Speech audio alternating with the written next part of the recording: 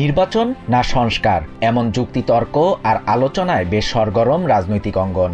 রাজনৈতিক দলগুলো বলছে সংস্কার একটি চলমান প্রক্রিয়া, যা নির্বাচিত সরকারই করতে পারে সুনির্দিষ্টভাবে।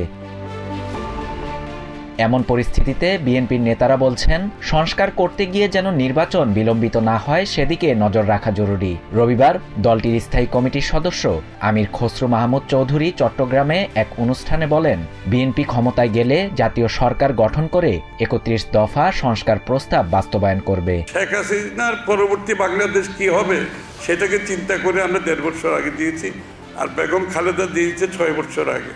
এদিকে বিএনপির প্রতিষ্ঠাতা সাবেক রাষ্ট্রপতি জিয়াউর রহমানের সমাধিতে ফুল দিয়ে শ্রদ্ধা নিবেদন করেন দলটির সিনিয়র যুগ্ম মহাসচিব রুহুল কবির রিজভী।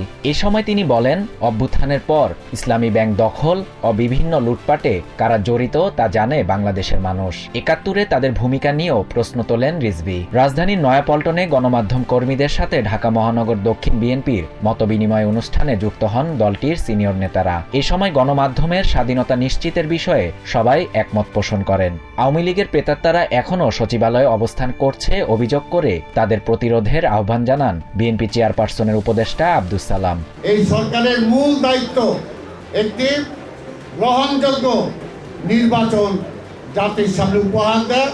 এ সময় বিএনপির স্থায়ী কমিটির সদস্য মির্জা আব্বাস বলেন, সংবিধানকে কবর দেওয়ার কথা বলছে বৈষম্য বিরোধী ছাত্র আন্দোলন। তারা ছাত্র জনতার আন্দোলনকে এককভাবে নিজেদের করে নিতে চায়। কবর দেয়া হবে এভাবে বলা ঠিক নয়, এগুলো ফ্যাসিবাদের ভাষা। জাতীয় প্রেস ক্লাবের সামনে এক অনুষ্ঠানে বিএনপি চেয়ারপারসনের উপদেষ্টা জয়নুল আবদিন ফারুক অভিযোগ করেন, অতীতের ন্যায় আবারও বাংলাদেশে রাজনৈতিক সংকট তৈরির চেষ্টা চলছে।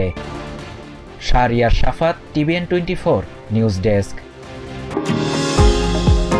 নিউ ইয়র্ক থেকে সম্প্রচারিত TVN 24 টেলিভিশন বিশ্বজুড়ে বাঙালির কণ্ঠস্বর।